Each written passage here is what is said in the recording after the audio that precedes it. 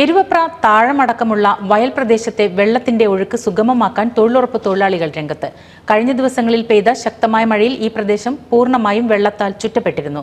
അതിന് പരിഹാരം കാണാനാണ് തൊഴിലുറപ്പ് തൊഴിലാളികൾ രംഗത്തെത്തിയത്. തകർത്തു പെയ്ത മഴയിൽ എരുവപ്ര താഴം വയൽ പ്രദേശം പൂർണ്ണമായും മുങ്ങിയത് അടുത്ത മഴയിൽ ആവർത്തിക്കാതിരിക്കാനാണ് വെള്ളത്തിന്റെ ഒഴുക്ക് സുഗമമാക്കാൻ തൊഴിലുറപ്പ് തൊഴിലാളികൾ കൂട്ടത്തോടെ രംഗത്തെത്തിയത്. ഇക്കഴിഞ്ഞ മഴയിലാണ് എരുവപ്ര താഴം അണ്ണക്കമ്പാട് മൂതൂർ റോഡ് വെള്ളത്തിൽ മുങ്ങി ഗതാഗതം പോലും മുടങ്ങിയത്.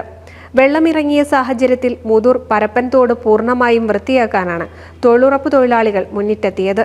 തോട്ടിൽ മാലിന്യം തള്ളിയതിനാൽ തോടിന്റെ ഒരു ഭാഗം അടഞ്ഞ് മാണിയൂർ കായലിലേക്കുള്ള ജലത്തിന്റെ ഒഴുക്ക് തടസ്സപ്പെട്ടതാണ് കനത്ത മഴയിൽ മുങ്ങാൻ ഇടയായത്.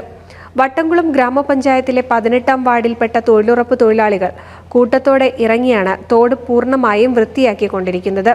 തോട് പൂർണ്ണമായും വൃത്തിയാക്കുന്നതോടെ കുളങ്ങര പാടം പ്രദേശത്തിനുള്ള വെള്ളം ഉൾപ്പെടെ സുഗമമായി മാണിയൂർ കായൽ പ്രദേശത്തേക്ക് ഒഴുകിയെത്തും.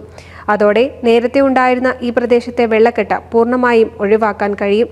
NCV news, Edappal. 1000 വിവാഹങ്ങൾക്ക് ഒരേ ഒരു ബ്യൂട്ടി സിൽക്സ്. എടപ്പാൾ, ചാവക്കാട്, തൃപ്രയാർ, പുത്തനത്താണി, പെരിന്തൽമണ്ണ.